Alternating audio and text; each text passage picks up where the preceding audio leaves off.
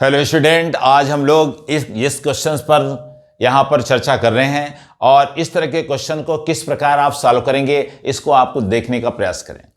देखो बेटा, जब इस तरह स्ट्रिंग वाला क्वेश्चन आए तो आपको कॉन्सेप्ट अच्छे से क्लियर होना चाहिए, नहीं तो आप नेगेटिव पॉजिटिव या किससे सब्ट्रैक्ट करना, किससे आपको ऐड करना, ये अगर आप गलत करोगे तो निश्चित रूप से आप जो है सफल नहीं होंगे। तो सबसे पहले आपको देखना है कि ये जो है बेटा 2 kg का पार्टिकल यहाँ दिया है, 3 kg का पार्टिकल यहाँ दिया है। टेंशन आपका ये जो आपका स्ट्रिंग है वो अपवर्ड डायरेक्शन 5 मीटर पर सेकेंड स्क्वायर के एक्सेलरेशन से अपवर्ड डायरेक्शन में जा रहा है। उसका ग्रेविटेशनल एक्सेलरेशन आपको 10 मीटर पर सेकेंड स्क्वायर दिया है। तो आपको क्या करना है, find the tension of string, यानी आपको टी की वैल्यू फाइंड करनी है। तो क्वेश्चन मेरे ख्याल से आपको क्लियर हो गया क्या क्या गिवन में है और क्या आपको फाइंड करना है। एक्सेलरेशन और mass of particles 2 kg 3 kg आपको गिवन में है और आपको जी की वैल्यू आपको दी गई है। तो फाइंड द स्ट्रिंग यानी find the tension of string आपको फाइंड करना है। तो देखो बेटा, इसके लिए दो कंडीशन मैं ले रहा हूं और दोनों को आप पहले अच्छी तरीके से आप समझ लो किस तरीके से इसकी वैल्यू आप फाइंड करोगे। हम आपको एक्सेलरेशन निकालना भी बताएंगे और टेंशन निकालना भी आपको देंगे, जबकि आपको एक्सेलरेशन इस क्वेश्चन में दिया गया है।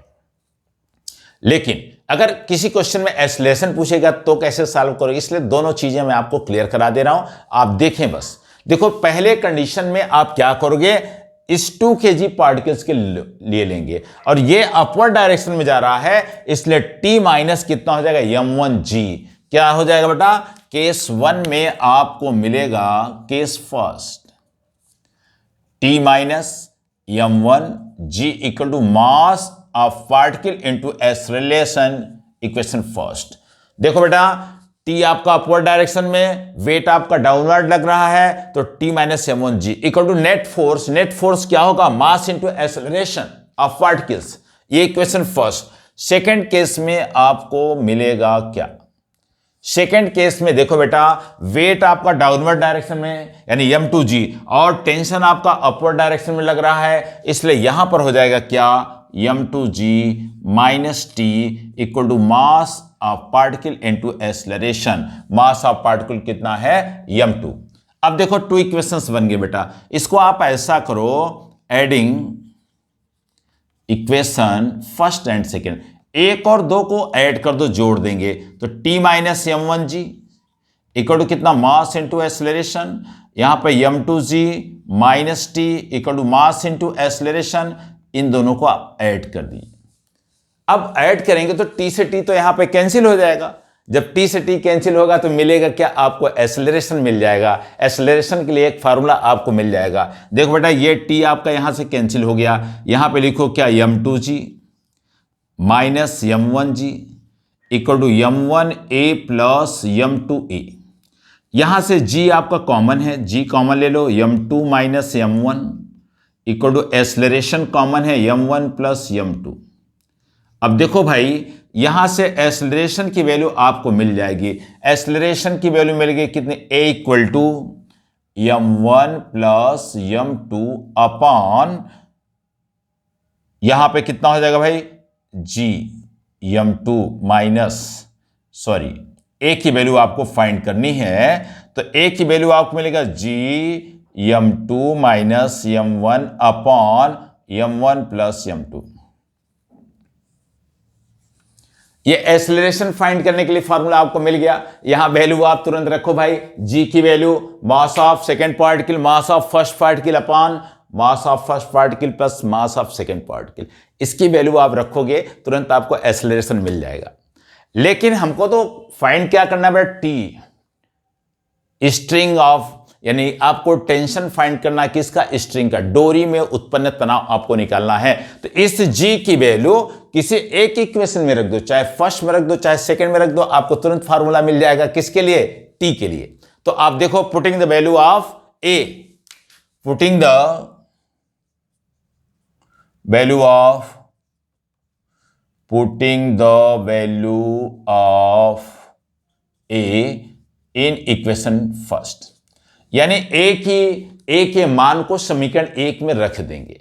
यानी ए की वैल्यू हम इक्वेशन फर्स्ट में पुट कर देंगे। तो देखो बेटा इक्वेशन फर्स्ट है T minus m1g equal to mass into acceleration. Acceleration कितना है small g m2 minus m1 upon m1 plus m2। देखो सबसे पहले मैं फार्मूला ही डेरिवेट करा रहा हूं। तो t आपको फाइंड करना, ये निगेटिव है उधर जाएगा पॉजिटिव हो जाएगा। तो कितना हो गया m1g m2 minus m1 upon m1 plus m2। ये निगेटिव है इधर जाएगा पॉजिटिव m1g। बेटा इसमें एलसीएम ले लो, ठीक है m1 प्लस m2 एलसीएम हो गया। इन दोनों में मिलेगा m1g m2 minus m1 plus m1g और ये यहां मल्टीप्लाई हो जाएगा तो मिलेगा m1 प्लस m2।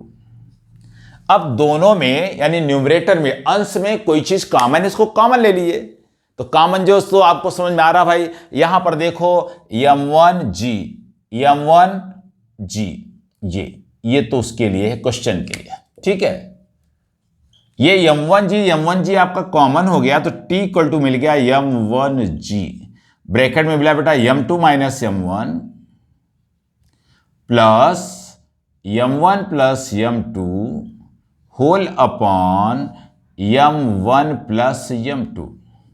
अब देखो बेटा mass of first particle cancel, तो यहां पर जो आपको मिलेगा m2 में m2 ऐड करोगे, जोड़ देंगे तो क्या हो जाएगा।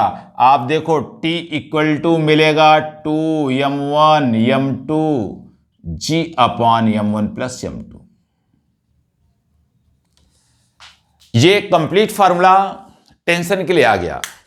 अब t की वैल्यू कैसे फाइंड करोगी ये आपको क्लियर हो जानी चाहिए भाई। देखो आप देखो एक्सेलरेशन के लिए ये फार्मूला आपका हो गया, ठीक, और टेंशन के लिए आपको ये फार्मूला मिल गया। ये capital T equal to 2m1 m2 और यहां पे है कितना gravitational acceleration g whole by m1 plus m2।